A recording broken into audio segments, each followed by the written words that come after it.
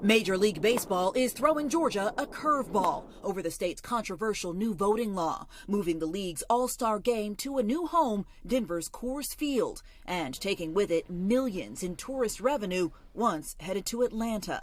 All of it setting up a showdown between Georgia's Republican governor and Atlanta's Democratic mayor. Look at the law and the damage that's already happened to our state. $100 million has been lost. Overnight, the mayor issued a new executive order taking steps to reduce the impact of some parts of the law, including training city staff on voter registration, educating residents on how to obtain the ID needed for absentee voting, and developing PSAs around new voting deadlines and timelines.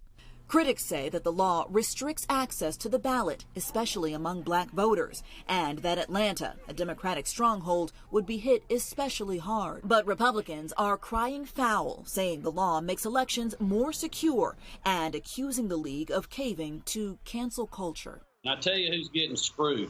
It's the little guy. It's the little guy that's working Georgia, either working in these bars, taverns, at hotels, that now are not going to have guests. All of it comes after two major Georgia-based companies, Delta Airlines and Coca-Cola, took a public stand against the law after it passed. While the PGA Tour decided to keep its championship in Georgia, some of golf's biggest names are carefully weighing in. I'm all for people being able to, to have the right to vote and to be able to do it in the easiest way possible. Well, I'm not really familiar with the details of the law you're talking about, but I do believe in the rights and treating all people equal. Now, the fight is stretching well beyond the Peach State. This week, Texas Governor Greg Abbott declined to throw the first pitch at the Texas Rangers' home opener in protest. And the Senate's top Republican had this message for corporate America. Stay out of politics. It's not what you're designed for.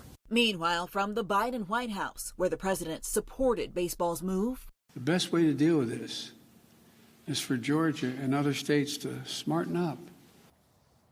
And so, Blayne, some Republicans are also criticizing Major League Baseball's decision to move that All-Star game to Colorado on the grounds that that state actually has similar voting laws to Georgia. What more can you tell us about that part of the story?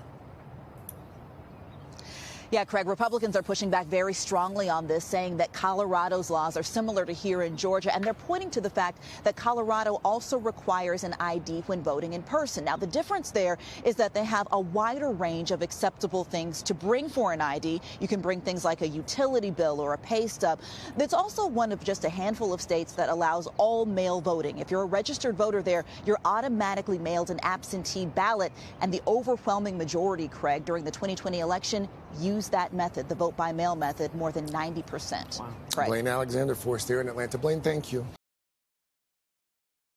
Hey, thanks for watching our YouTube channel. Find your favorite recipes, celebrity interviews, uplifting stories, shop our favorite deals, and so much more with the Today app. Download it now.